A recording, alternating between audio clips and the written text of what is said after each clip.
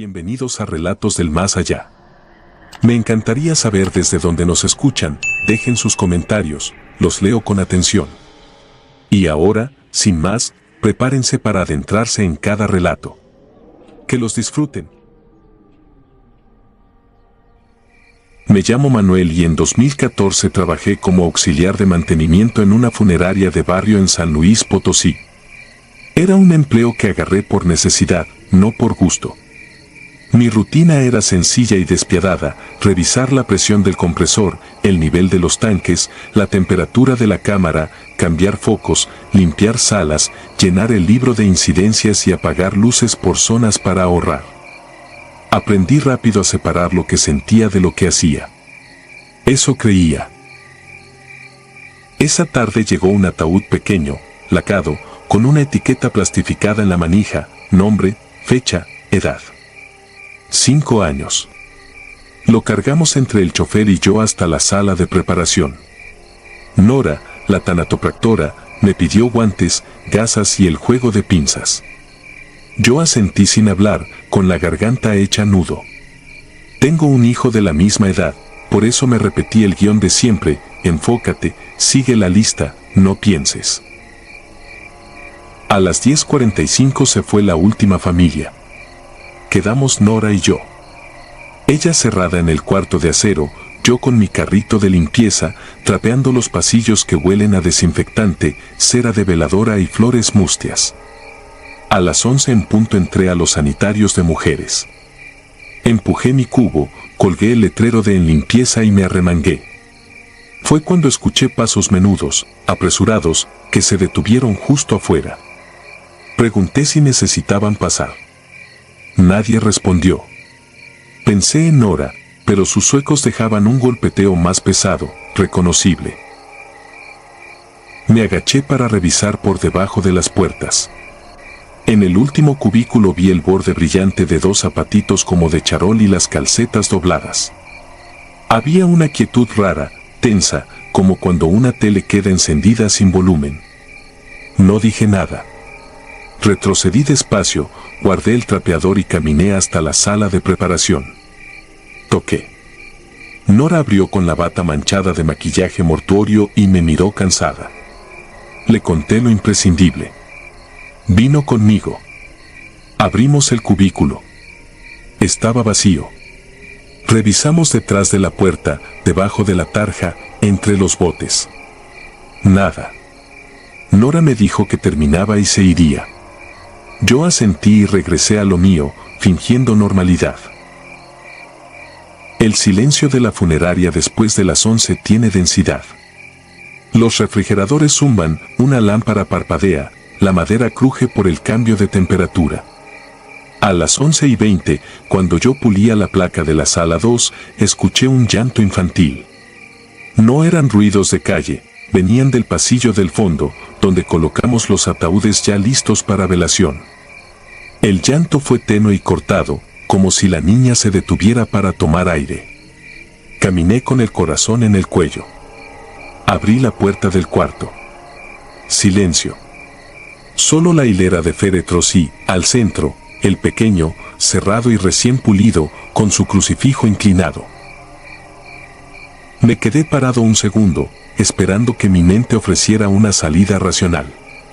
Pensé en un teléfono sonando en alguna oficina, en una radio mal sintonizada, en algo que pudiera explicar lo que estaba oyendo. Cerré. El llanto volvió al otro lado, ahogado primero, luego más claro.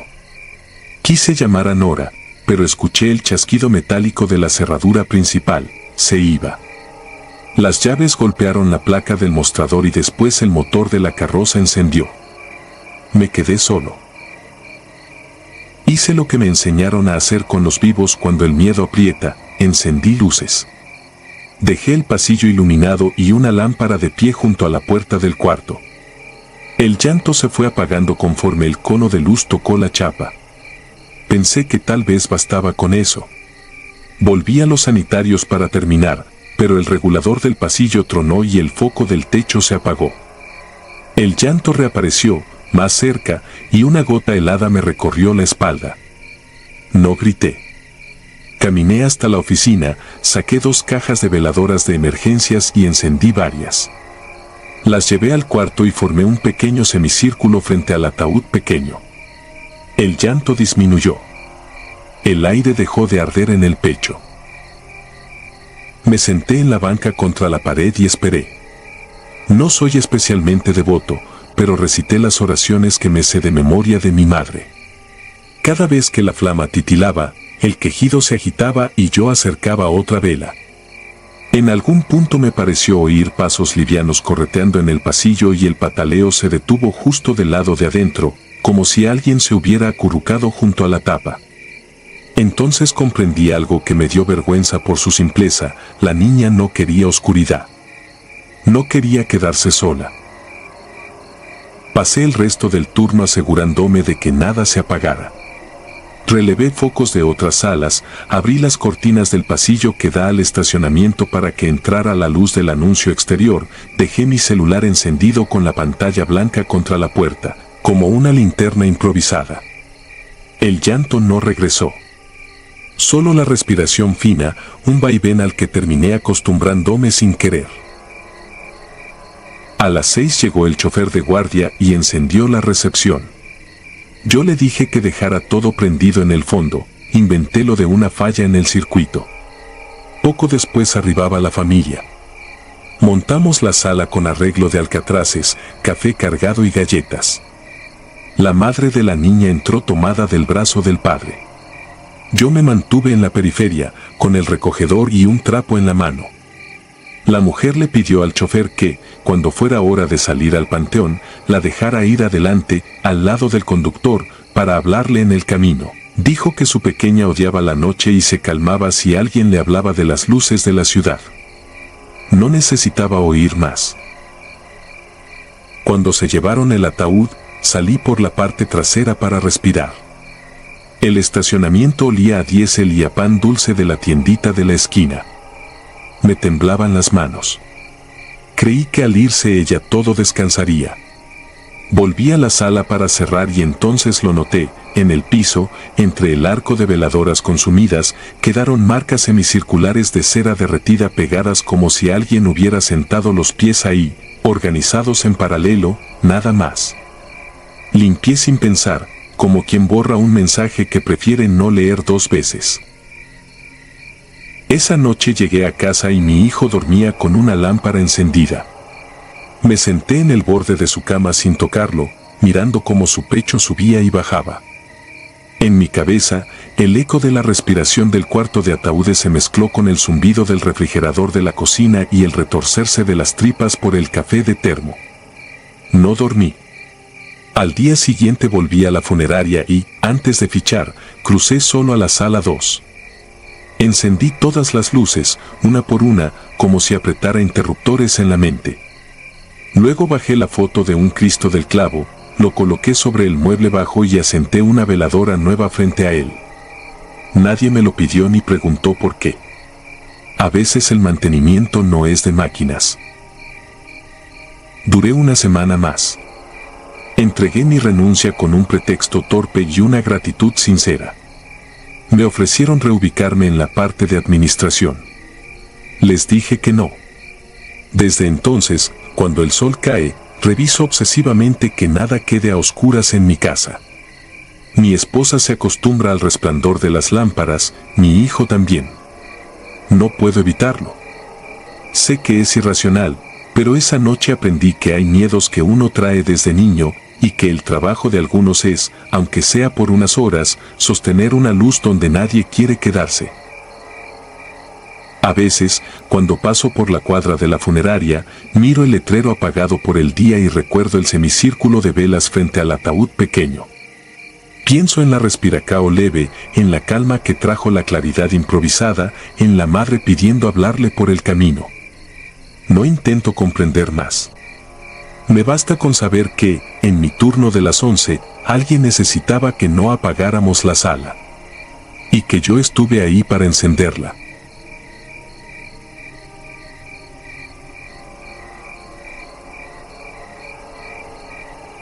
El registro.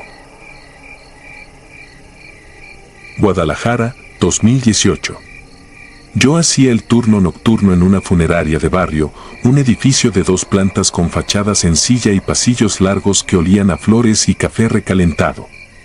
Mi trabajo era práctico: revisar que las salas tuvieran agua para los visitantes, encender la música suave, vigilar que no se juntara más gente de la permitida, cerrar cuando todos se iban y volver a abrir si llegaba un cuerpo de madrugada. Nada heroico, solo estar ahí cuando el silencio se estira y el reloj marca la misma hora una y otra vez. Esa noche había 2 servicios. En la sala 1 velaban a doña Hilaria, una señora que parecía dormida, rodeada de coronas con moños apagados. En la sala 3 nos habían pedido un montaje especial para Daniel Aguirre, mecánico de 29 años. A la familia le urgía el homenaje: foto grande, velas eléctricas, un caballete con el libro de firmas abierto desde temprano. Dejé todo preparado, pero la familia de Daniel se retrasó. Se anunciaba tormenta. A las 22:10 cayeron los primeros visitantes de doña Hilaria. Saludos breves, rosarios bajos, vasos de agua. En recepción dejé el registro general, por si llegaba alguien a preguntar. Encendí la pantalla de cámaras, 4 cuadros grises con pasillos vacíos. La administradora se había ido a las 9, el guardia, Mauro, daba rondines en el estacionamiento. Estábamos solos. A las 23:51 un golpe de viento sacudió la puerta principal y la lluvia forzó sus dedos por debajo, como si buscara entrar. Cerré mejor. Fui a la sala 3 a revisar las flores. Todo estaba impecable: el ataúd vacío sobre las bases, la foto de Daniel en primer plano, el libro listo sobre la mesa auxiliar con un bolígrafo. Toqué la superficie y noté algo pegajoso, como si alguien hubiera humedecido la tinta. Lo atribuí a la humedad del ambiente. Volví a recepción. Pasó media hora sin novedades. La luz parpadeó 2 veces, el típico aviso de que la tormenta andaba sobre el transformador de la esquina. Miré la pantalla. En la cámara de la sala 3, el reflejo de las velas eléctricas se movía con vida propia. Condensación, me dije. Volví a llenar el termo. A las 0:37 Mauro entró chorreando, soltó el impermeable, dijo que no había nadie afuera.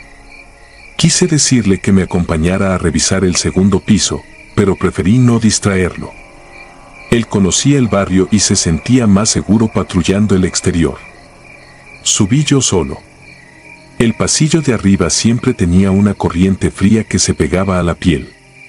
Empujé la puerta de la sala 3 y me detuve.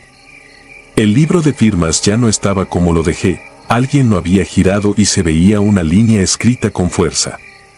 Me acerqué. Daniel Aguirre, presente. La letra era grande, temblorosa, la tinta, fresca. Sentí la boca seca. Revisé la chapa, cerrada por dentro, como la dejé. Miré detrás del cortinero, debajo de las sillas, detrás del caballete de la foto. Nada. El techo sin filtraciones. El suelo sin huellas. Bajé y le conté a Mauro con la voz más serena que pude. Me miró fijo, no se rió, no me dijo que estaba sugestionado. Solo me acompañó a ver. Confirmó la firma. Revisó conmigo la puerta, no había señal de llave forzada ni de bisagras flojas. Bajamos sin hablar. A la 1:12 llegó por fin el cortejo de Daniel, 4 familiares con paraguas, la esposa cargando una mochila, el papá con la foto pequeña en las manos, 2 amigos con ojeras. Subieron en silencio. Me quedé en el pasillo, atento por si pedían café o agua. A los pocos minutos escuché un cuchicheo tenso y pasos que iban y venían. Luego, el papá de Daniel bajó conmigo. Con voz áspera me preguntó quién había firmado su nombre antes de llegar. Lo llevé a ver el libro, me señaló la línea y negó con la cabeza. Dijo que ese trazo era de su hijo, que no podía confundirse, que era su letra desde la secundaria. No supe qué contestar. Le ofrecí llamar al cura de guardia. Él me dijo que no quería oraciones todavía, que primero quería estar un rato a solas con su hijo. Bajé. En recepción anoté la entrada del servicio y la hora. El reloj marcaba 1:29. En la pantalla de cámaras, una sombra pasaba frente a la puerta de la sala 3 y se quedaba quieta, como si escuchara. No era gente, el sensor no activó el aviso de movimiento. Me acerqué a la pantalla y vi algo que me descompuso. El vidrio del nicho donde se colocan los arreglos florales estaba empañado por dentro, y en ese empañado se formó una línea, luego otra, letras toscas, como trazadas con un dedo. Subí de nuevo. La familia rezaba en silencio, yo me mantuve en la entrada. Miré el vidrio, no está mi nombre. Bajé con el estómago revuelto. Fui al archivo a revisar la etiqueta del ataúd, Daniel Aguirre M. Todo correcto. Revisé la orden de servicio, coincidía. Abrí el correo de recepción, un mensaje del médico legista con el acta digital. Leí 2 veces, Damián Aguirre M. Regresé al papel impreso que acompañaba el paquete de documentos, decía Daniel. La tormenta traqueteó las láminas del vecino. Sentí algo parecido a culpa, como si un detalle mínimo que yo debí corregir estuviera clavándose donde no debía.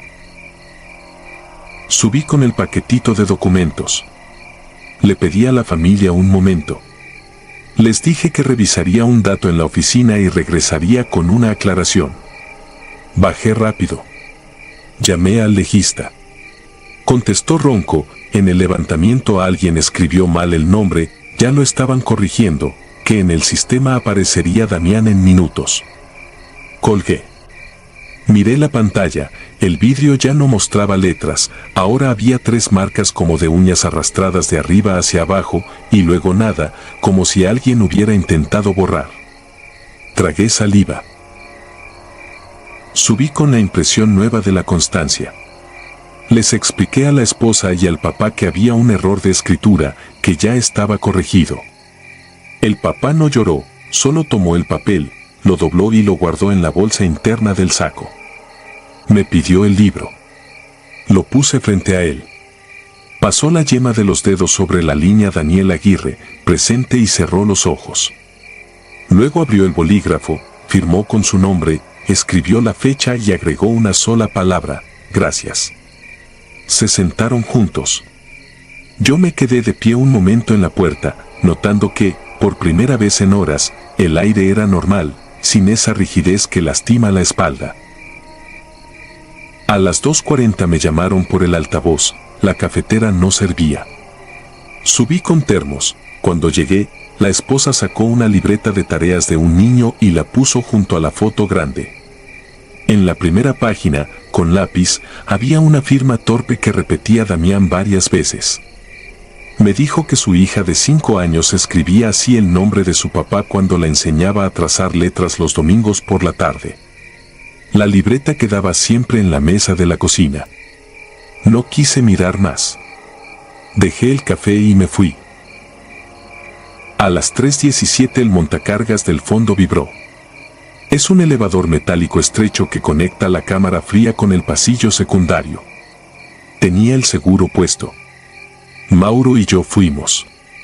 Aflojé el pasador, abrí. La plataforma subió sola hasta nuestra altura. Encima, la camilla donde horas antes habíamos colocado los arreglos para doña Hilaria. Nada pesado, solo una corona y un lazo. Sin tocarla, la corona se inclinó, cayó al suelo y quedó mirando hacia la escalera como si esperara a alguien. El lazo, deforme por la humedad, tenía las letras reacomodadas por el agua, ya no decía con cariño de tus sobrinos, sino perdón. Cerré el montacargas y lo apagué desde el interruptor general. A las 4:05 la tormenta paró. En la sala 1 se quedaron 2 personas dormidas en sillas. En la sala 3, la familia de Damián cantó una plegaria. Yo me acerqué al libro de firmas para pasarlo a una mesa más cómoda. Estaba más pesado que antes, como si le hubieran metido algo entre las tapas. Lo abrí y encontré, al final, una hoja arrancada de cuaderno rayado con la misma letra torpe de la libreta infantil. 3 veces el mismo nombre y, debajo, un dibujo de 2 manos sosteniendo la base del ataúd. No era tétrico, era infantil, directo, sin adornos. Guardé la hoja entre el plástico protector y dejé el libro abierto. A las 6 terminó mi turno. Mauro se quedó en la puerta fumando bajo el alero. La ciudad amanecía mojada y gris. Entregué mi reporte, incluyendo la corrección de nombre y la hora exacta en que lo actualicé. Antes de irme, pasé de nuevo por la sala 3. La familia dormía por turnos. El papá, despierto, miraba fijo la foto grande. Quise decirle algo y no me salió nada. Él asintió, como si comprendiera. Renuncié 2 meses después. No por miedo, eso me lo repetí 1000 veces, sino por hartazgo de horarios y olores. Pero en casa, cuando alguien muere y me piden que firme en un libro parecido, escribo despacio, reviso el nombre, la fecha, cada trazo. Pienso en esa hoja rayada y en la firma imposible que apareció antes de que llegaran. Pienso en el vidrio empañado y en la frase de 4 palabras. No está mi nombre. Nadie quiere irse sin ser llamado por su nombre. Y ahora lo sé, hay noches en que el papel escucha. Y corrige. Y cobra.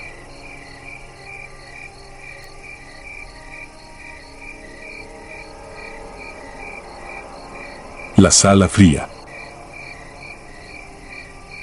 Me llamo Irma. En abril de 2019 regresé a Guadalajara por el funeral de mi tía Leonor, con quien llevaba años sin hablar. No fue por herencias ni pleitos absurdos, me alejé cuando comenzó a reunirse con gente que hacía trabajos en su sala, reuniones nocturnas con velas, sal derramada en los marcos y oraciones dichas al revés, según mi primo. Cuando supe que había muerto de un paro, sentí más alivio que tristeza y eso me llenó de culpa. Aún así, me tocó encargarme de todo: papeles, capilla, café, flores. La funeraria estaba en una calle angosta de ladrillo viejo. En la recepción había un libro para firmas, el olor a café con canela y un frasco de alcohol que tapaba el tufo a químicos. Me asignaron la capilla 2. El tenara Proctor me explicó con una voz plana el proceso: ya está preparada, maquillaje tenue, manos cruzadas, rosario sencillo. No quise ver más.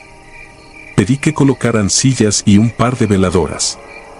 Mis primos llegarían después, mi hermana iba en camino desde Tepic.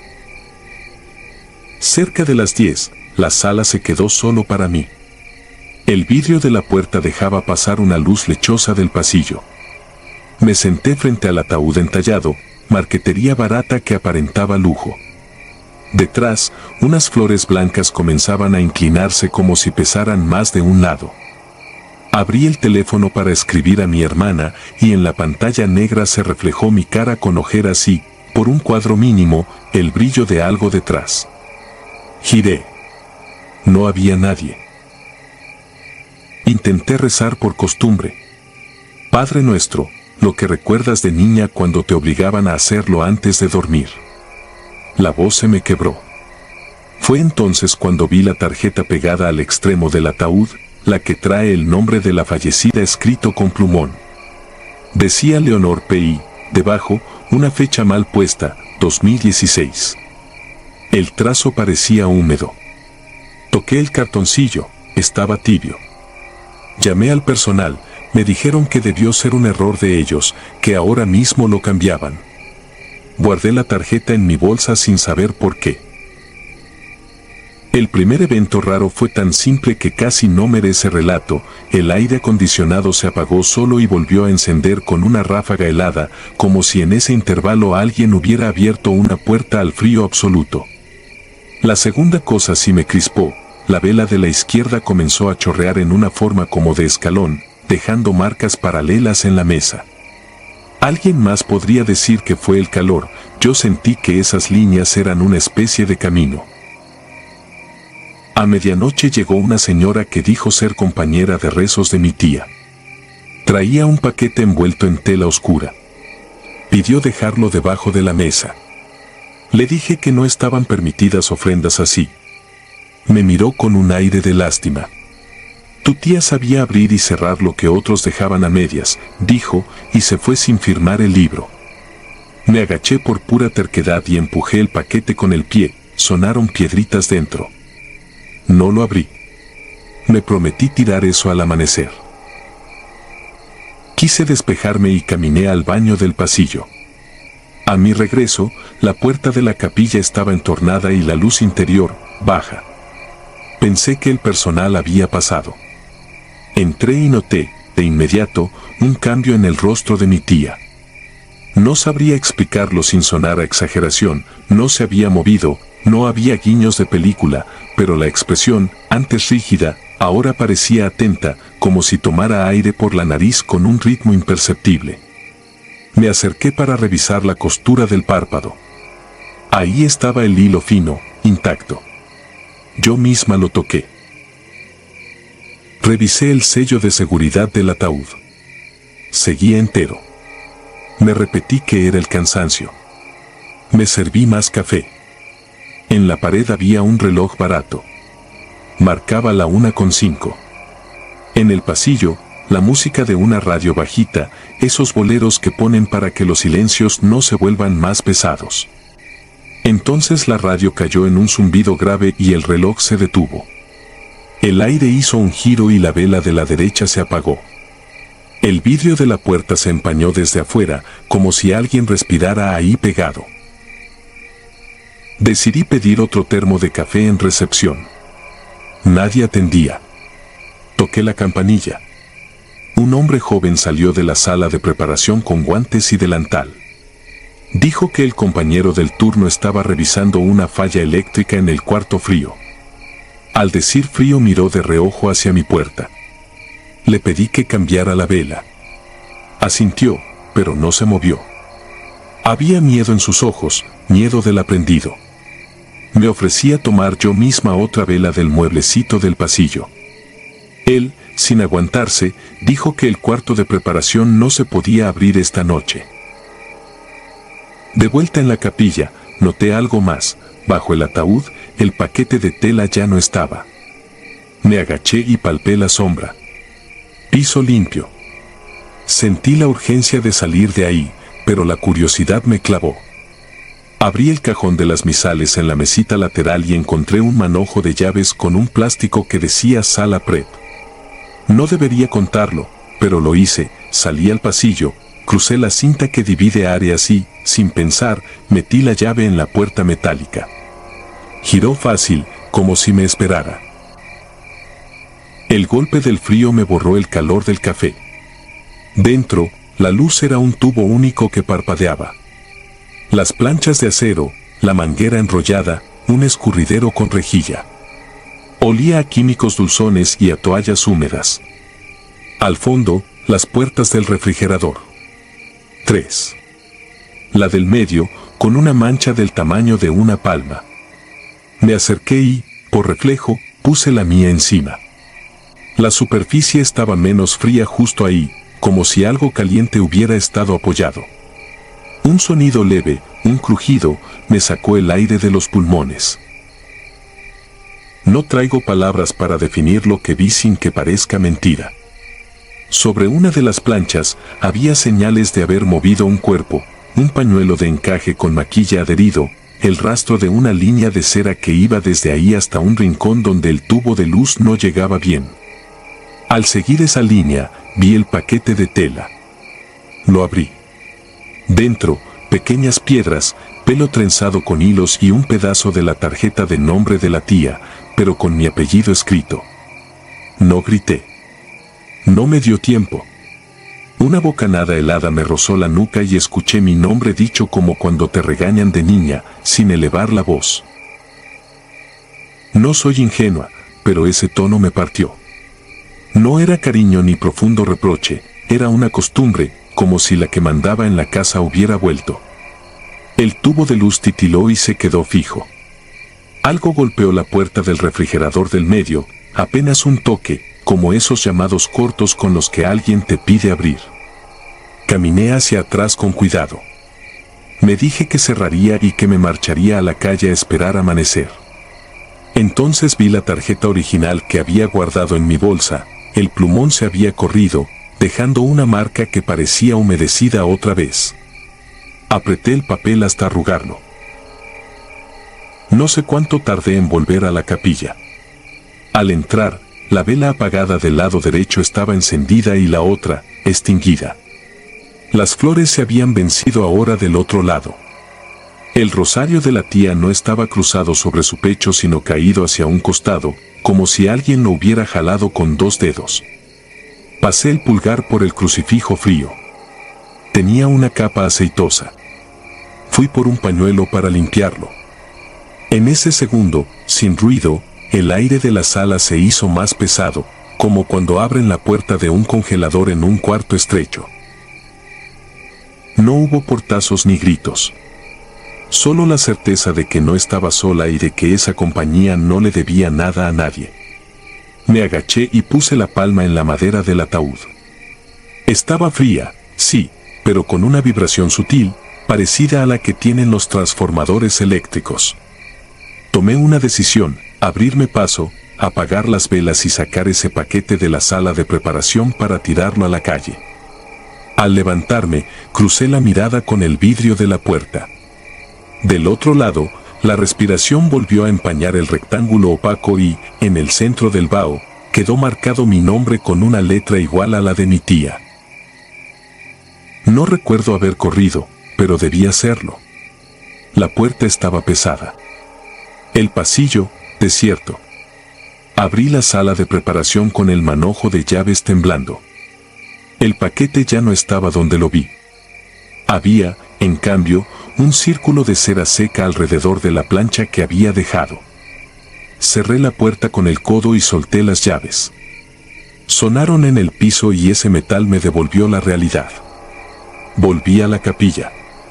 Tomé mi bolsa, llamé a mi hermana y le dije que el velorio se adelantaba a la mañana y que no pensaba pasar otra noche aquí. Al amanecer, el personal me informó que encontraron la sala de preparación cerrada por dentro y que tuvieron que forzar la chapa. Yo no di explicaciones. Firmé lo que me alargaron y me fui con el sol cayendo directo en la cara. En la tarde, cuando por fin colocaron a la tía en el nicho, el encargado me preguntó si quería conservar la tarjeta con su nombre. Le dije que no. Ya llevaba 2, la oficial y la que escribió sola en mi bolsillo. Desde entonces evito superficies heladas, espejos empañados y puertas con vidrio opaco. Sé que en la capilla 2 el aire se apaga y vuelve con ese latigazo cada noche a cierta hora. Y sé, por la manera en que mi apellido apareció dentro de un paquete que yo no toqué, que no fui a despedirme, fui llamada. No pienso volver a esa calle.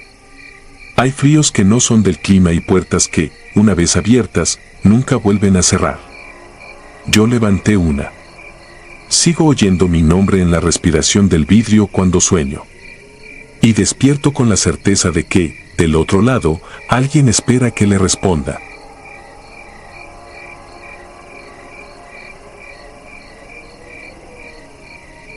La sonrisa en la cámara. Me llamo Adrián y durante 2013 trabajé como embalsamador en una funeraria de Guadalajara que prefiero no nombrar. Era cara, de esas con mármol en la recepción y floreros enormes que pretenden suavizar lo que nadie puede suavizar. Entré por recomendación y, como suele pasar, nos quedamos solo 2 en el área técnica, Mireya y yo. La rotación era constante, muchos soportaban el primer mes, pocos el segundo. No era el trabajo en sí, sino el edificio a ciertas horas. A mí me parecía sugestión. Yo venía con la cabeza llena de manuales, números y procedimiento, arteria, cánula, presión, drenaje, sutura. Con eso me bastaba. Aquella noche me llamaron en mi día libre. Había servicio continuo y la agenda se había saturado con 3 ingresos casi seguidos. Llegué con la camisa aún húmeda por la prisa. En el vestíbulo, entre arreglos florales y un coro grabado que sonaba bajito, vi a una muchacha sentada de lado, las manos juntas sobre el regazo. Tenía el cabello recogido y una sonrisa pequeña, sostenida, como de quien reconoce a alguien pero no quiere delatarse. Pensé que quizá me confundía con otro empleado. Le devolví una inclinación de cabeza y seguí hasta los sanitarios a lavarme. Cuando abrí la puerta del pasillo de servicio, la vi de nuevo. Ya no estaba sentada, estaba de pie, casi pegada a la pared, con la misma expresión. No dije nada. Deslicé la tarjeta en el lector de la sala de preparación y entré. Mireya estaba allí, con la bata puesta y una bandeja metálica al lado del cuerpo. Me saludó con la barbilla, ocupada, y señaló el registro: mujer, 27 años, accidente. Me puse guantes. El olor a desinfectante mal mezclado con algo dulce de las flores que se colaban por la rejilla me llenó la boca. Tardé un segundo en mirar la cara. Era la misma. La sonrisa era otra, claro, esa rigidez de después. Pero era ella. No fue un sobresalto de película. Fue un pliegue en el estómago, como cuando uno entiende que olvidó algo importante y ya no hay vuelta atrás. Me quedé quieto con la cánula a medio preparar. No le dije a Mireya lo de la recepción. No todavía. Trabajamos en silencio. Abrimos por carótida, ajustamos la bomba a baja presión y comenzamos la inyección.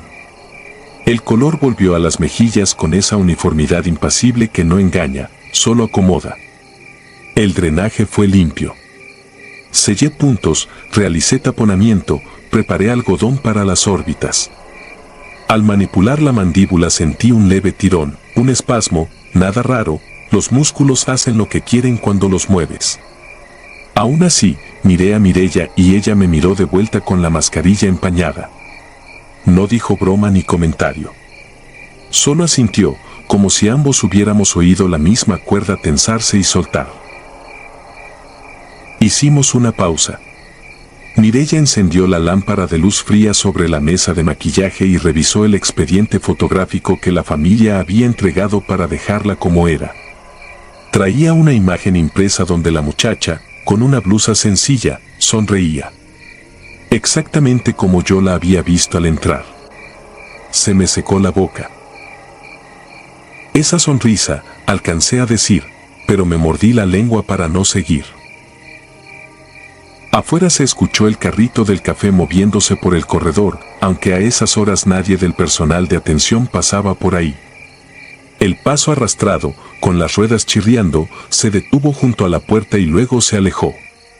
Pensé en el guardia y en cómo le gustaba dar vueltas. No abrí. Continuamos. Con el aerógrafo, Mireya igualó tonos. Yo revisé las manos. Tenían una pequeña mancha de tierra en la uña del índice izquierdo. La limpié con paciencia y vi que, bajo la mesa, había quedado atorado un arete sencillo, casi invisible, como si se hubiera soltado al moverla. Lo recogí y, por costumbre, lo dejé en la bandeja para avisar a la familia. Cuando volví la vista a la cara, los párpados que había dejado cerrados parecían ligeramente separados, apenas un hilo. No era posible, me dije, pero el impulso me obligó a verificar. Toqué con la yema el borde y sentí la resistencia normal. Sellé de nuevo con pegamento. Los dedos me temblaron un poco. Decidimos llevarla a la cámara para reposo antes del arreglo final. Al abrir, nos golpeó el aire frío y ese rumor constante de los compresores. Acomodamos la camilla en la repisa central. Cerramos. Me quedé un momento mirando el vidrio empañado, mi reflejo se superponía con el cuerpo como si yo fuera una sombra sobre su silueta. Fue entonces cuando me acordé de la muchacha del vestíbulo. Salí sin decirle a Mireya y me asomé. Las bancas estaban casi vacías y, en la esquina, solo quedaba el florista acomodando tarjetas. La joven no estaba. Regresé a la sala y me obligué a pensar en cosas concretas, etiquetas, tiempos, entrega de objetos personales. Fui al casillero. En la repisa alguien había dejado un folder antiguo con esquelas de la casa.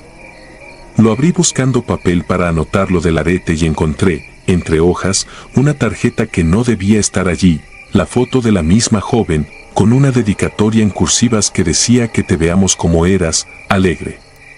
La fecha, de ese mismo día. No tenía sentido que la tarjeta estuviera en un cajón de técnicos, esas cosas se guardan en recepción. Sentí el mismo pliegue en el estómago.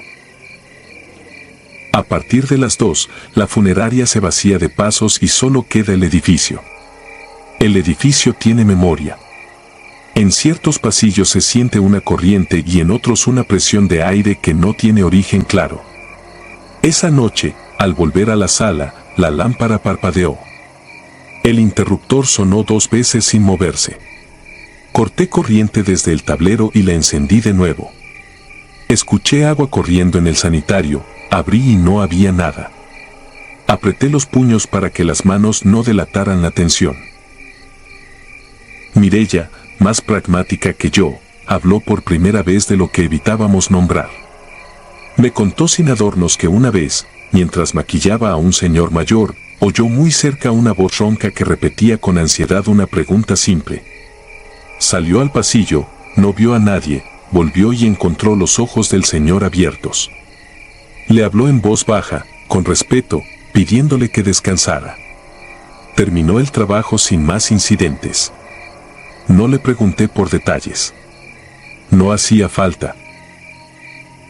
A las 3:30 nos avisaron que la familia de la joven quería verla en sala para el reconocimiento previo. Habían pedido un pendiente perdido, alguien dijo que era muy suyo. Me quedé helado. Fui por el arete y se lo mostré a Mireya. Asintió y me hizo una seña, colócalo tú. Abrimos la cámara. Al sacar la camilla, la sensación fue clara, física, como cuando se entra en una habitación y alguien ya estaba ahí hace segundos. Coloqué el arete con cuidado y al hacerlo noté algo extraño, la comisura derecha, esa que yo había visto en la foto y en el vestíbulo, se dio 1 milímetro hacia arriba, no por la rigidez sino por la manera en que la piel, al quedar en reposo, toma cierta forma. Ese mínimo gesto, apenas visible, me dejó clavado. Llevamos el cuerpo a sala. La madre se acercó con pasos cortos, una mano en el pecho, la otra en el respaldo del reclinatorio. El padre se quedó a 2 metros, clavado. Un niño de unos 8 años miró detrás de nosotros, hacia el corredor, con total naturalidad, como si alguien más nos acompañara. No habló. Nadie habló. La madre tocó la mano de su hija y agradeció en seco. Así estaba ella, dijo al fin, mirando el pendiente. Cuando salimos, en el pasillo, el carrito del café estaba en el mismo sitio donde lo había oído horas antes, con la taza inclinada y una gota seca en el borde, como si alguien la hubiese probado y luego la dejara. El guardia no podía haber estado ahí, lo encontré en la garita, con el televisor encendido y la mirada perdida en un noticiero de madrugada. No quise preguntar. Antes de irme, fui al vestíbulo. El florista ya se había marchado.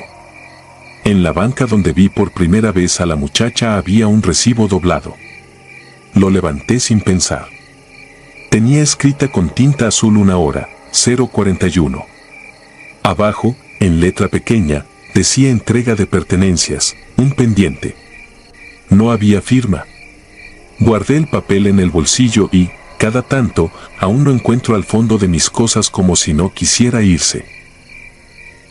No sé si aquella noche vi lo que vi o si mi cerebro acomodó piezas para que coincidieran con mis miedos. Lo único que puedo asegurar es que, desde entonces, cuando trabajo reviso el área como si yo fuera un invitado. Apago la lámpara con un gesto casi de despedida y cierro la cámara con cuidado, procurando que el vidrio no me devuelva ninguna sonrisa más. Las 3 últimas veces que he sido llamado en día libre, al llegar he sentido un leve reconocimiento en la entrada, una quietud rara, como de alguien que se hace a un lado para abrirte paso. Pienso en ese arete, en la madre que dijo así estaba ella, en el niño mirando a un corredor vacío. Y siempre, cuando paso por el vestíbulo, miro de reojo la banca. La mitad de mi espera no encontrar a nadie. La otra mitad sabe que, si algún día la veo sentada de nuevo, sonriendo con esa firmeza discreta, no me pondré a discutir con lo imposible. Solo bajaré la vista, me lavaré las manos, y haré mi trabajo. Con respeto. Como si alguien estuviera aprendiendo a despedirse conmigo.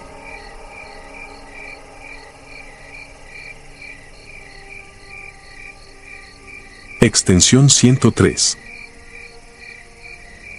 Me llamo Mateo y trabajé el turno nocturno en una funeraria de León, Guanajuato, entre 2018 y 2019.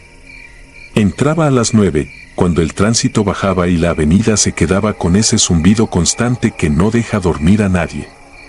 Mi mesa quedaba frente al panel de cámaras, 3 monitores con visión a las capillas de velación, la sala de preparación, el pasillo hacia el cuarto frío y el patio donde daban vuelta las carrozas.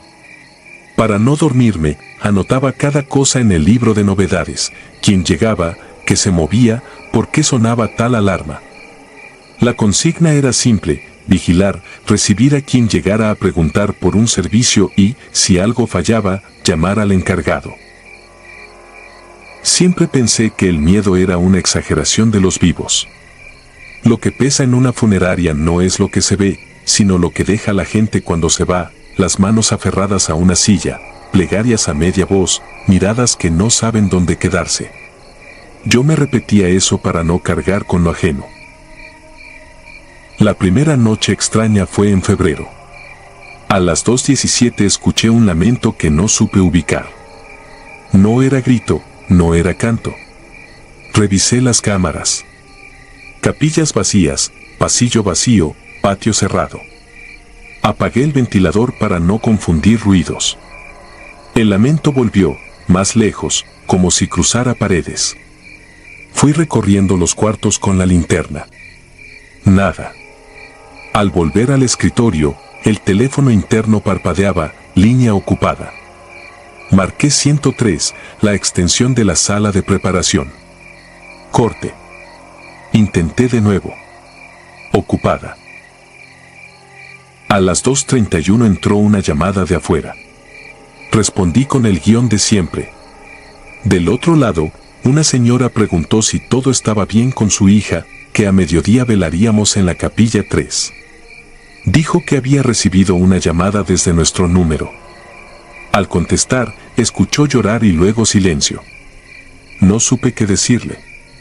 Revisé el registro de la centralita, a las 2:25, llamada saliente de la extensión 103 a su celular. Colgué con la promesa de revisar, abrí la puerta de la sala de preparación y encendí las luces. El olor a químico me picó la nariz. La mesa de acero estaba limpia, bandejas acomodadas, guantes en su caja. El teléfono negro colgado en su base. Lo toqué. Frío, como la pared. No había nadie en ese cuarto y, sin embargo, el registro no mentía.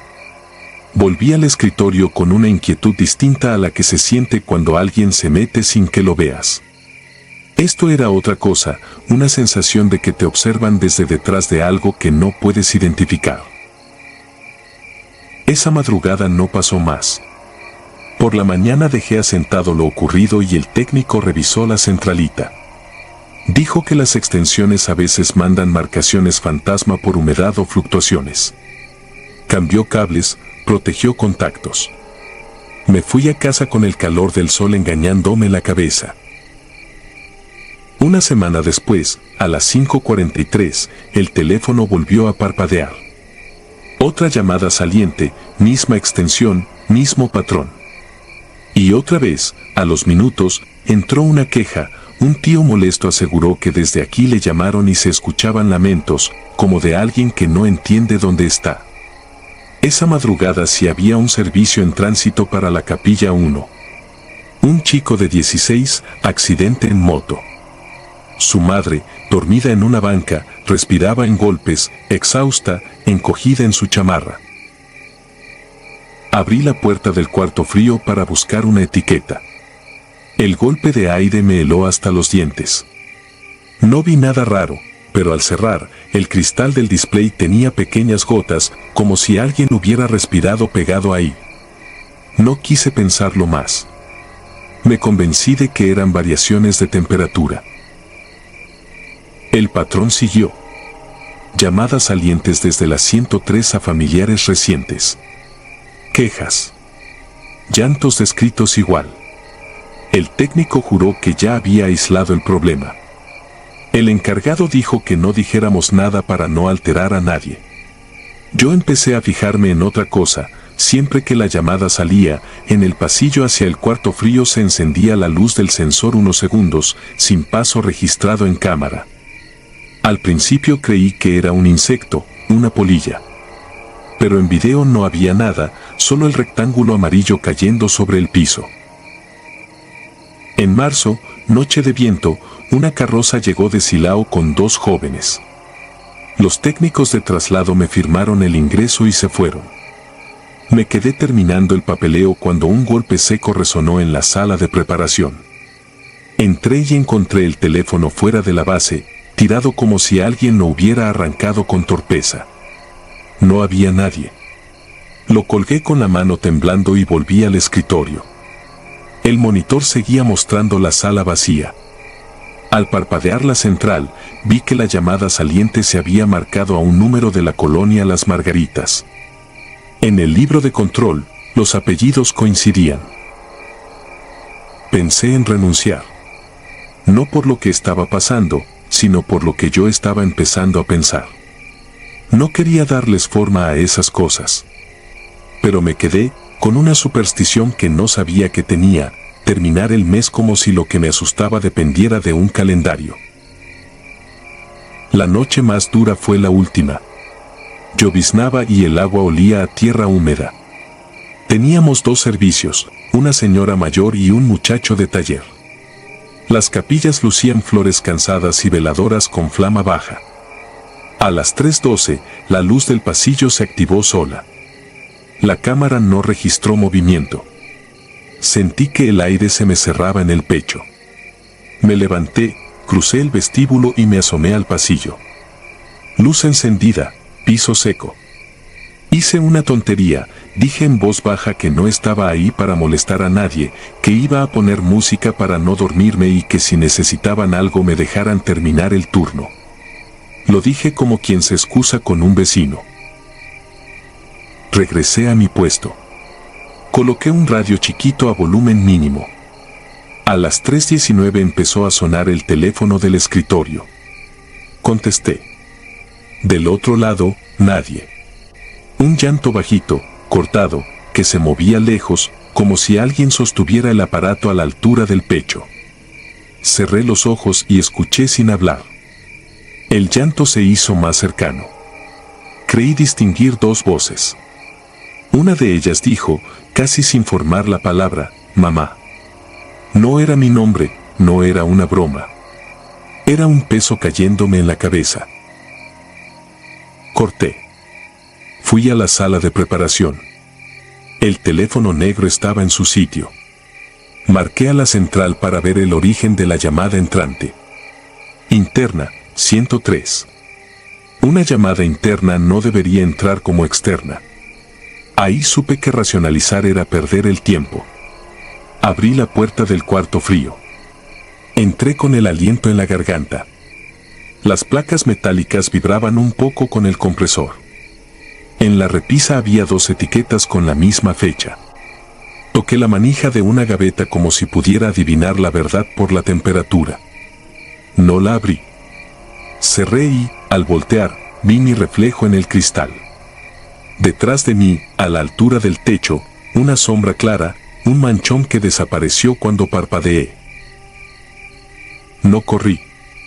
Me acerqué a la pared y apoyé la frente. Quise rezar y no me acordé de ninguna oración completa.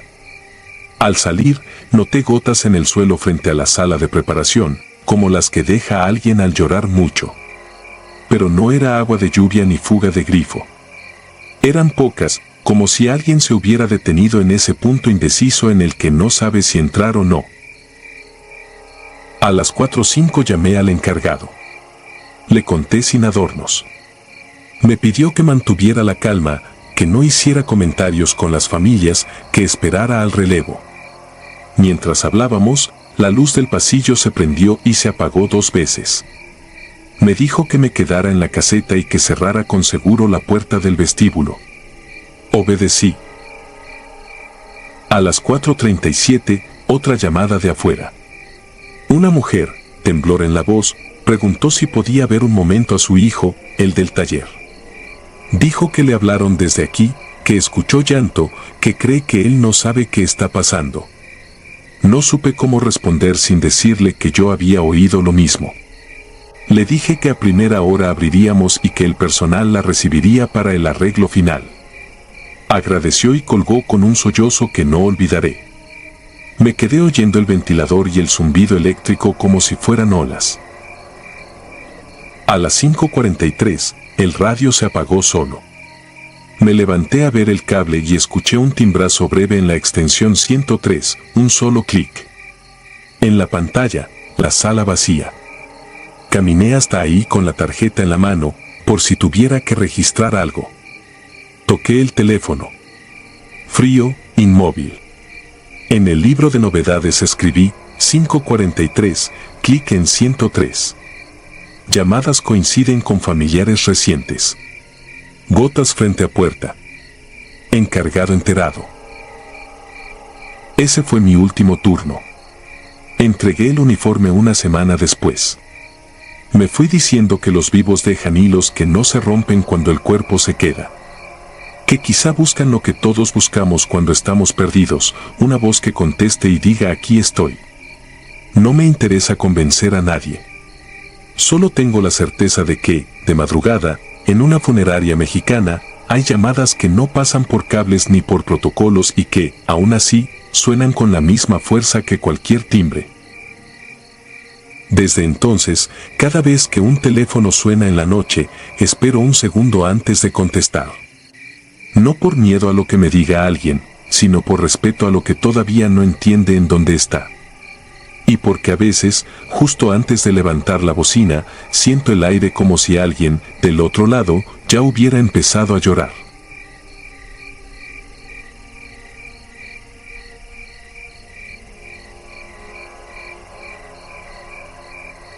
La orden.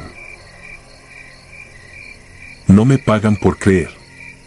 Me pagan por dejar a la gente presentable, por cerrar bien un cajón, porque el velorio transcurra sin que nadie note la costura en la nuca ni el olor a químicos que se pega a la ropa. Trabajo en una funeraria de pueblo en la sierra, de esas con capilla chica, un horno viejo, 2 cámaras de conservación que nunca enfrían parejo y una carroza que siempre pide aceite. Llevo años en esto. He visto familias hechas trizas, pleitos por herencias, cuerpos que llegan de madrugada con una hoja mal llenada. Nada me había quebrado la cabeza hasta aquella madrugada de 2019, cuando sonó el teléfono a las 5:43. La voz se presentó como fiscalía. Orden de traslado urgente desde un punto entre brechas, rescate posterior a operativo, entrega directa en nuestra bodega. Tomé la pluma, abrí el libro de ingresos y dejé el café a un lado. A esa hora el velador se había dormido en la capilla, la bocina del altavoz chisporroteaba de vez en cuando y el generador traqueteaba a un ritmo raro. 10 minutos después se oyó la carroza, freno largo, portón trasero, ese crujido que dan las rampas cuando les falta grasa. Traían 3 cajas metálicas selladas con cinta perimetral y etiquetas de no abrir hasta autorización pericial. El chofer era Nicasio, compañero de años, ojeroso, manos curtidas. No dijo casi nada. La patrulla que lo escoltaba se quedó afuera. Hicimos el papeleo, tomé la orden y la firmé sin mirar más allá del sello.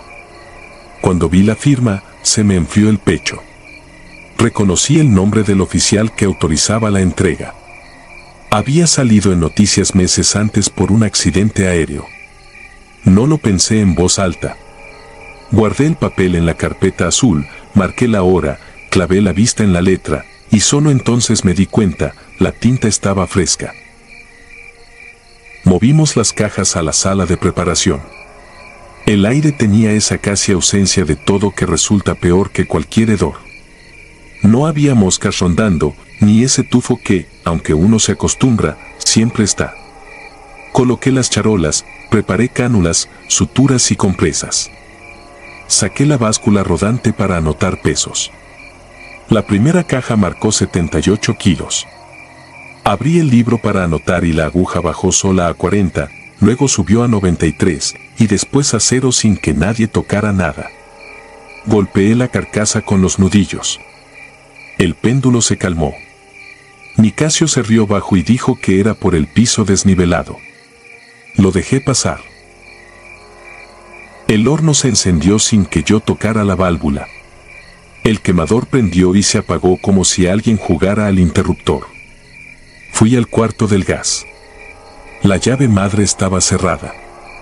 Al volver, una de las veladoras de la capilla prendió sola y se apagó de inmediato, dejando una columna delgada de humo que subió recta como hilo. Nicasio salió al patio por café. No volvió. A las 6:12, el altavoz de la capilla reprodujo una marcha fúnebre sin que nadie hubiera conectado el USB. Caminé hasta la consola y encontré todas las ruletas en cero. Para cuando regresé a la preparación, una de las cajas había girado sobre su eje, alineándose con la puerta. Los sellos seguían intactos, pero la cinta, apretada minutos antes, tenía burbujas como si algo hubiera exhalado desde adentro. Llamé al velador. No contestó.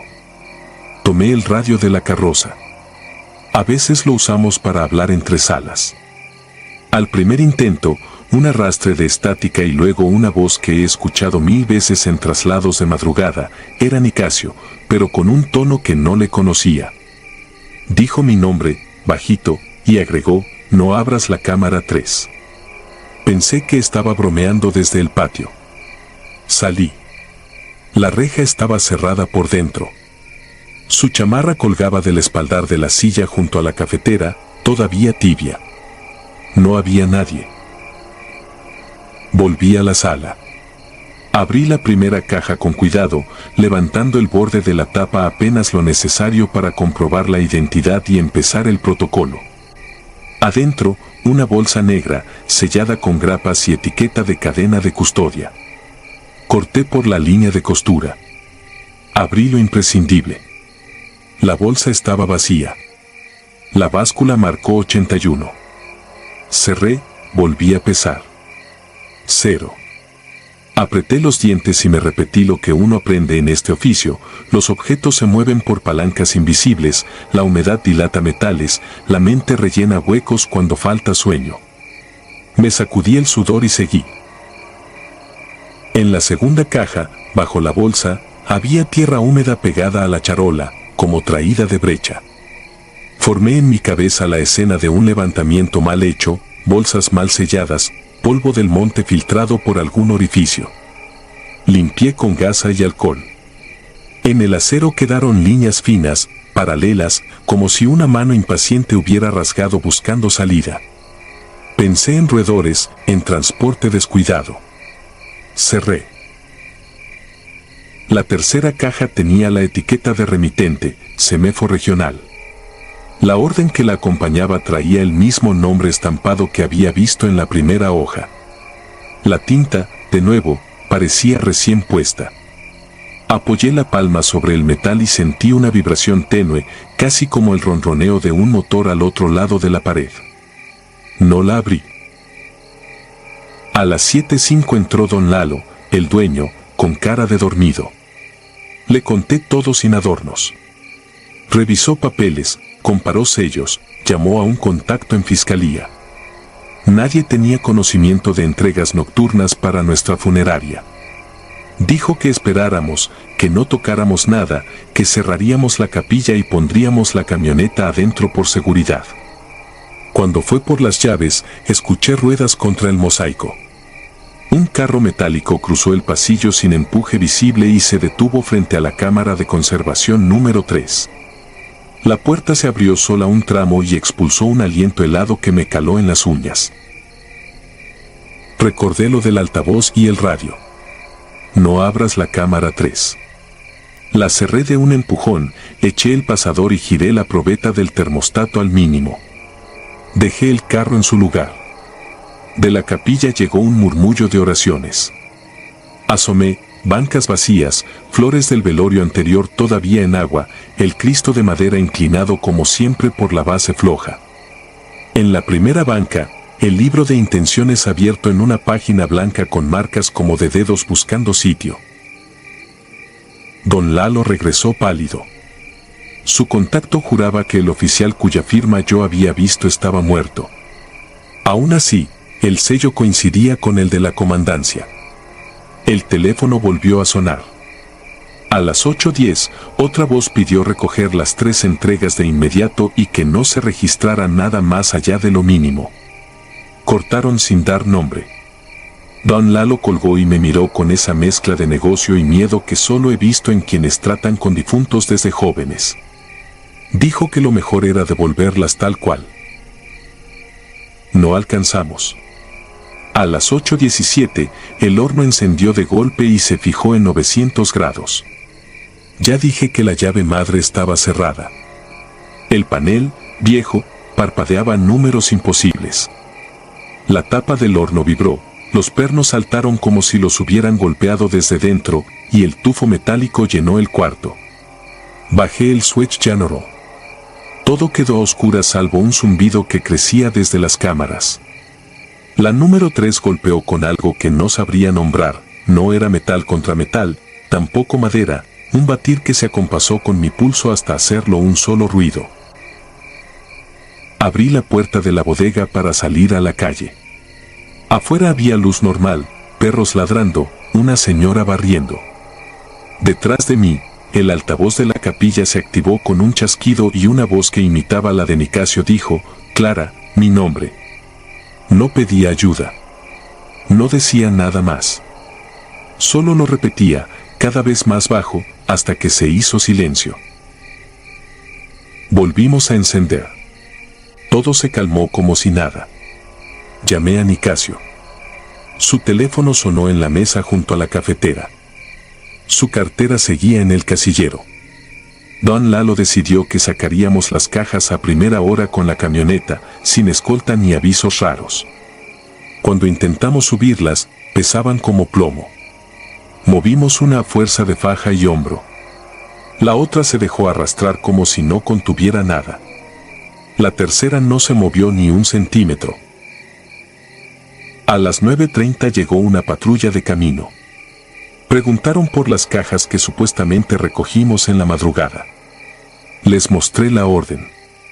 El policía más viejo leyó la firma, me miró y negó con la cabeza. Ese papel ya no debería circular, dijo. No se llevaron nada. Solo recomendaron que cerráramos temprano ese día y que no recibiéramos nada si no venía alguien conocido a dar la cara.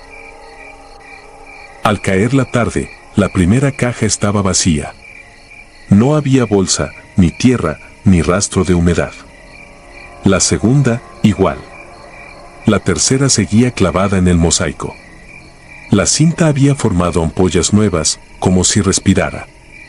Dejamos todo como estaba y nos fuimos a casa con el estómago tenso.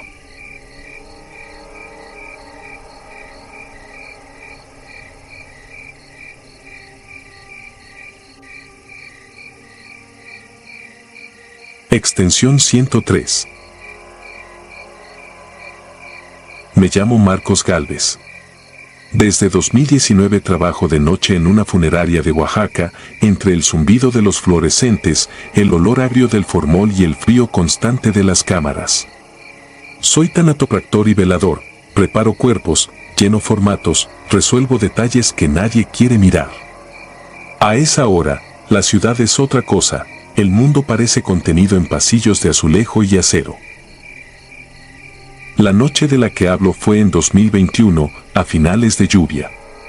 El electricista había revisado el generador y todo quedó bien, según él. Yo terminé de etiquetar un ingreso sin reclamantes, guardé las pertenencias en una bolsa con cierre y marqué en el libro, 241, varón no identificado, traslado municipal. Luego serví café en un vaso desechable y me senté en la oficina a revisar correos. El teléfono del conmutador estaba en silencio, la capilla apagada, la reja asegurada. A las 3:02 sonó la extensión 103. En el display aparecía, sala de preparación. Me levanté sin pensarlo, porque esa línea lleva meses desconectada.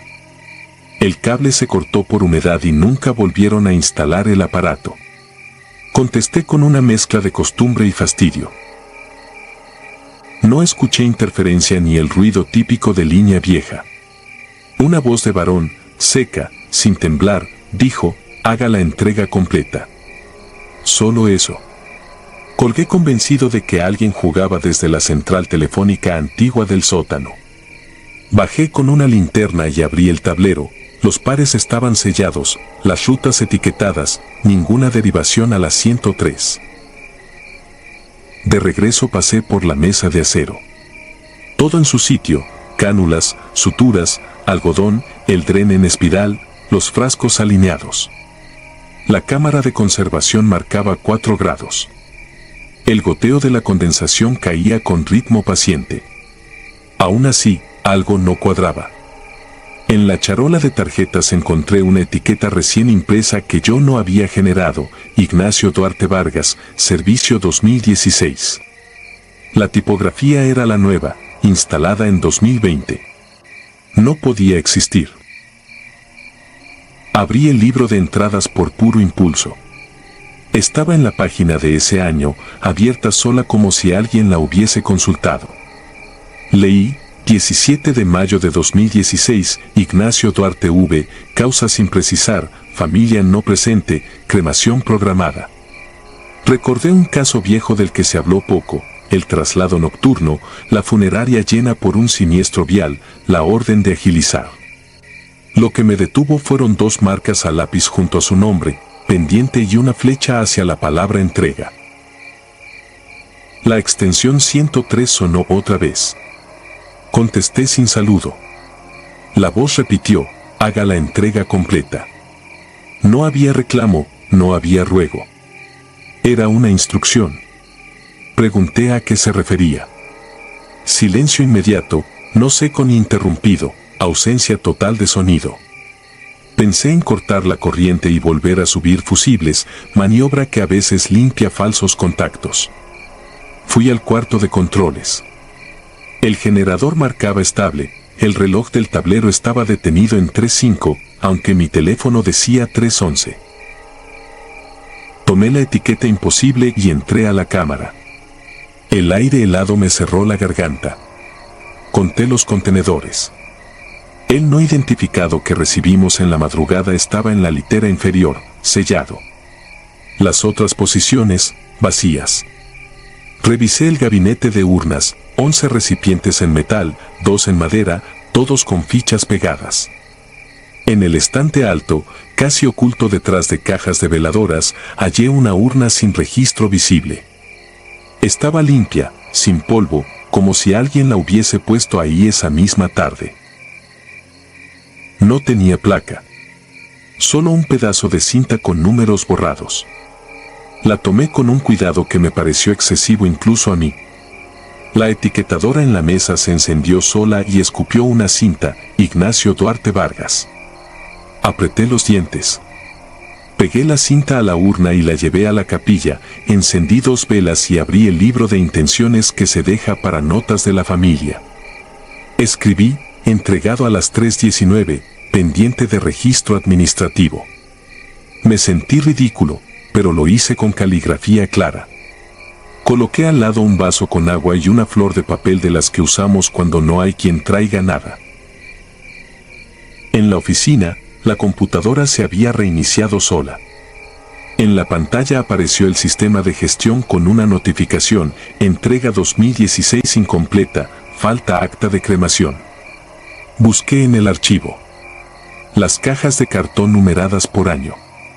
Abrí la de 2016. Dentro, carpetas delgadas con grapas oxidadas. La de Ignacio estaba vacía. Solo portada y mi firma de recepción de ese año. No había copia de acta ni de control de urna. El telefonillo del conmutador dio un parpadeo, como si alguien levantara una línea interna. Me asomé al pasillo. No hay nadie de noche, solo yo. Decidí completar lo que faltaba. No por miedo, sino por una necedad que me nace cuando el papeleo se deja a medias. Rellené los formatos con los datos que constaban en el libro, generé un acuse provisional, sellé con el cuño de guardia y, con la urna al frente, volví a la capilla. La vela se había consumido en la mitad del tiempo normal y dejó un círculo de cera perfecta, sin chorrear.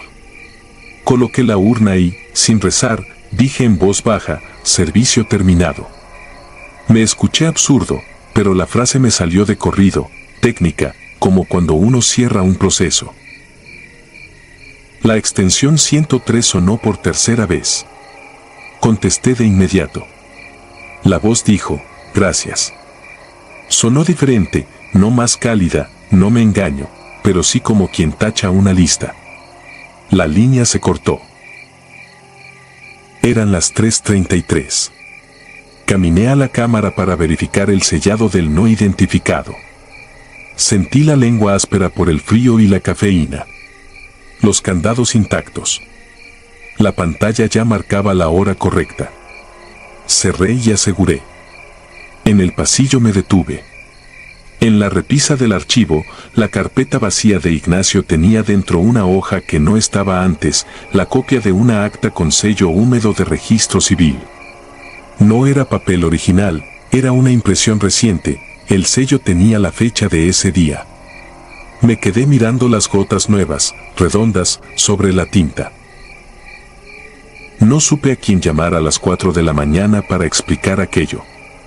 Preparé un informe breve para el gerente y dejé todo en el buzón con llave. A las 7 llegó Mario, el chofer, y notó la capilla encendida. Le conté lo necesario para justificar el registro. Él me miró con esa cara de quien no quiere escuchar más de lo que tiene que escuchar. Mientras el control cuadre, todo bien, dijo. Eso dicen aquí y en todos lados. Durante semanas no volvió a sonar la 103. El electricista cambió cables, el proveedor de telefonía juró que no había actividad en esa extensión. Yo seguí mis noches, lavo, afeito, visto, maquillo, cierro y sello. Algunas madrugadas, cuando la ciudad es puro rumor lejano, camino hasta la capilla y miro la urna con la cinta nueva. La placa oficial tardó, pero se mandó a hacer. Pone lo básico, nombre, año, folio. Nada más. Un mes después, cerca de las 3, el conmutador hizo un pitido seco, distinto al timbre. En pantalla no decía sala de preparación, sino línea de prueba. Contesté por costumbre. Esta vez no hubo voz. Solo el ruido de una libreta al pasar rápidamente, como cuando uno busca una hoja concreta. Recordé la carpeta que se llenó sola, la etiqueta que salió sin comando, el acta con tinta fresca. No hablé. Esperé. Nunca llegó palabra. Y se cortó. Esa madrugada dejé un vaso de agua en la capilla sin encender velas. No como ofrenda, sino como quien deja herramientas a la mano. A veces la gente viene tarde, rota, sin formas, y nosotros ponemos los cuadros para que la despedida parezca lo que debe parecer. Otras veces no viene nadie, pero igual hay procedimiento. Si algo aprendí aquella noche es que aquí nada se borra de verdad, ni los folios mal llenados, ni los pendientes, ni la falta de una entrega. Todo se queda en alguna esquina hasta que a alguien, vivo o no, le da por llamar. Hoy, cuando la extensión 103 parpadea de golpe sin que suene, sé que no es un error del tablero. Abro el libro, busco marcas a lápiz, reviso urnas y etiquetas. Completo, sello, archivo. Lo hago con los dientes apretados y la respiración medida, sin grandilocuencias, con la técnica que me enseñaron. Y la funeraria vuelve a su rutina, a ese silencio útil que sostiene el trabajo. Afuera, la ciudad despierta. Adentro, el frío se queda. Y yo, pegado a un teléfono que nadie conectó, sigo atendiendo la línea que no existe, porque hay encargos que no se acaban con la noche ni con la tierra.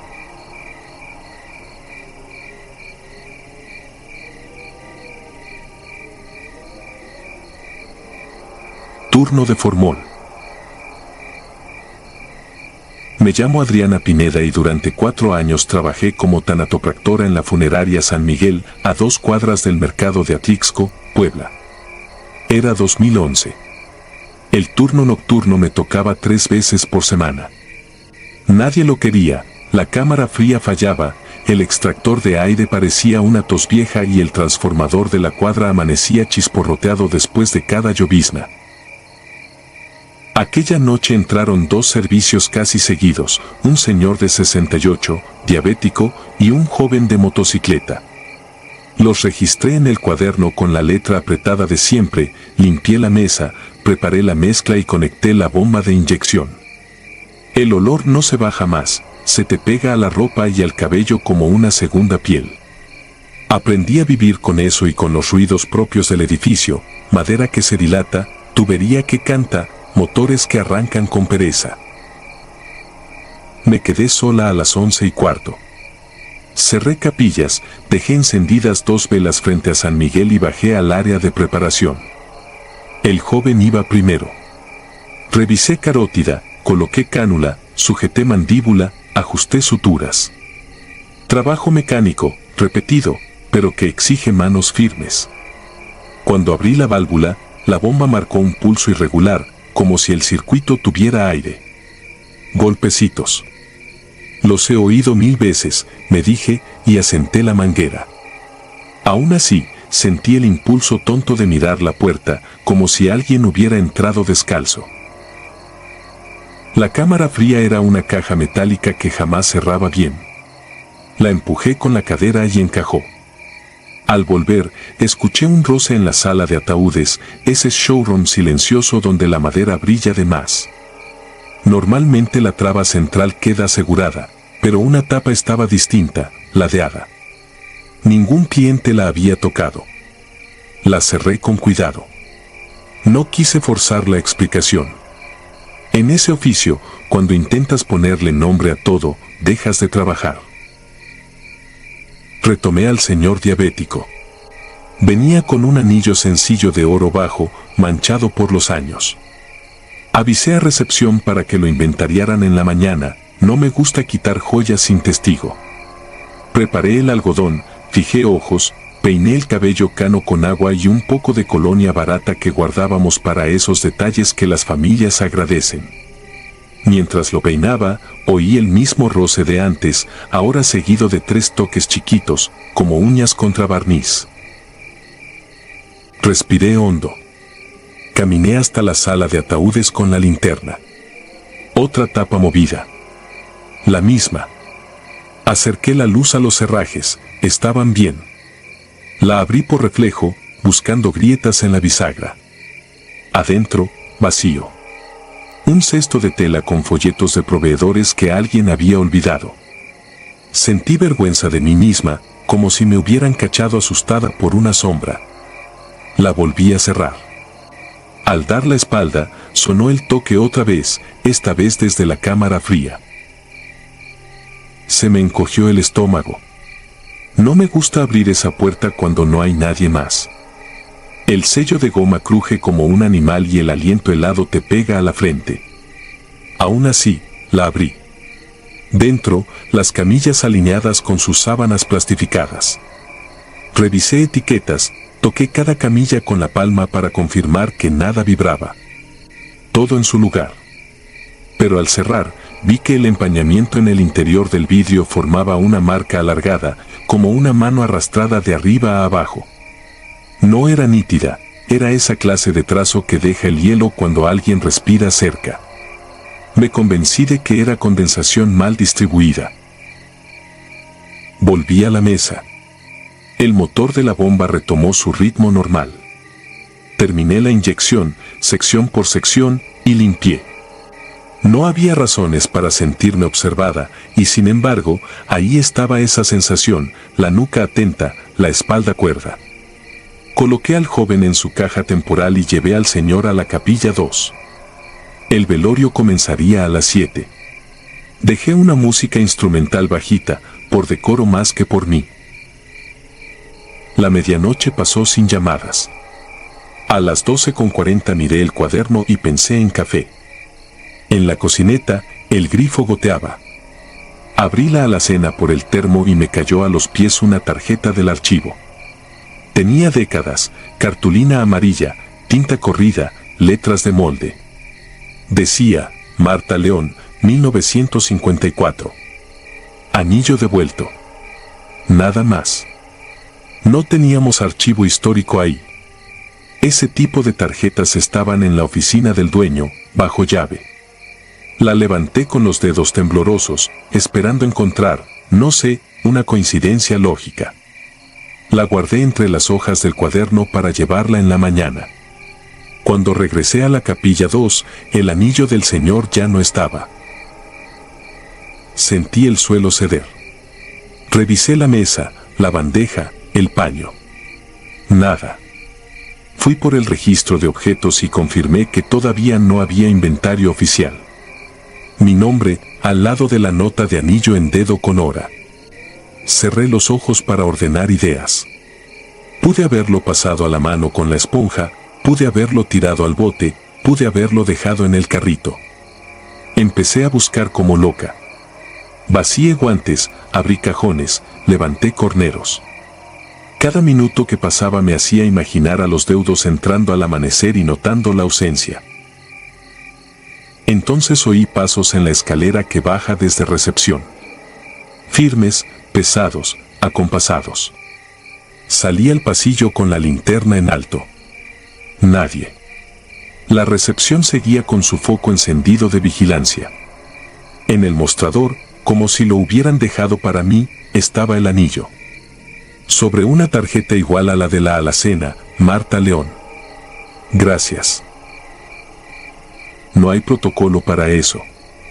Me ardieron los ojos y me sujeté del borde del mostrador para no llorar. Nunca me habían puesto a prueba así.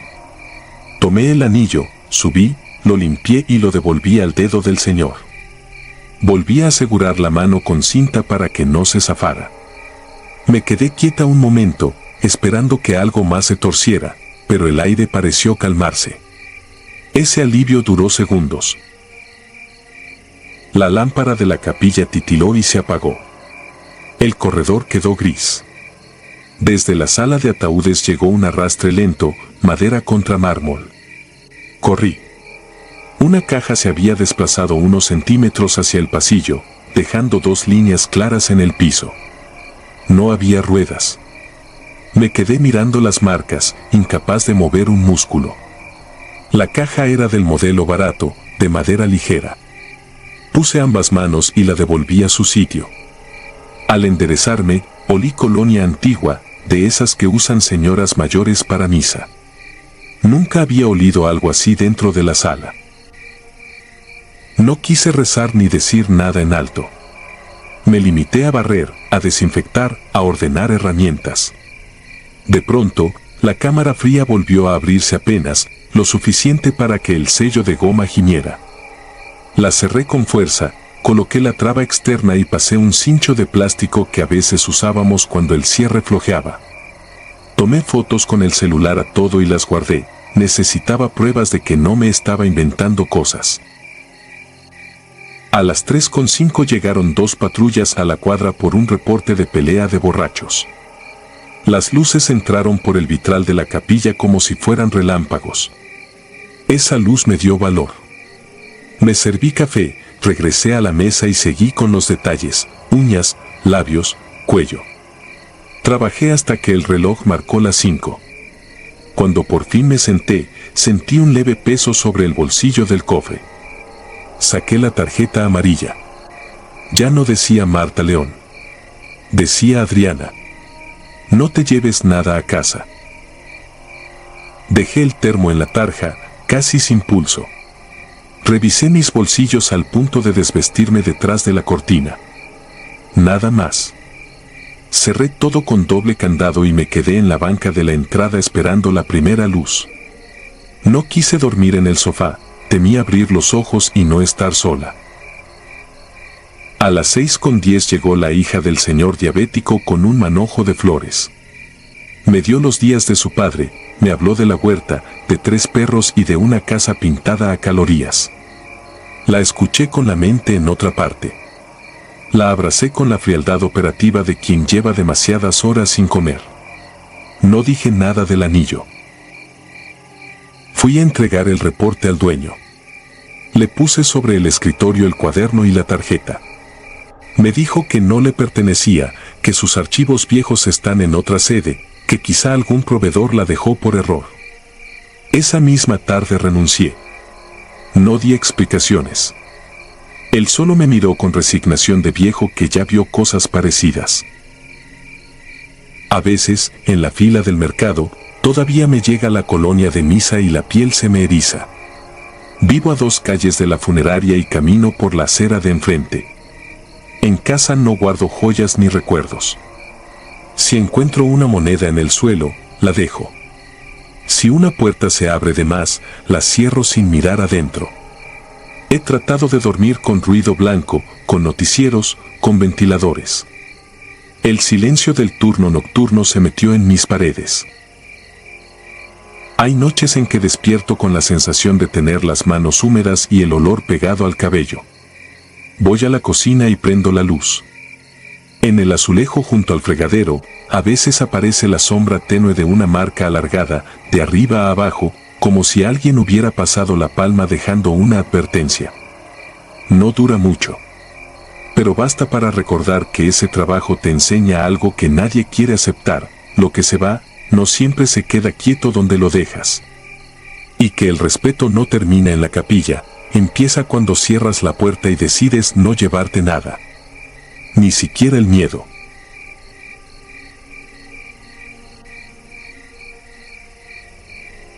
Si te gustaron estos relatos, regálanos tu like y déjanos tu comentario, y no olvides suscribirte al canal para que sigas recibiendo las notificaciones de los próximos relatos. Tu apoyo nos ayuda a seguir creciendo dentro de YouTube. Nuevamente, 1000 gracias y nos vemos en el próximo relato.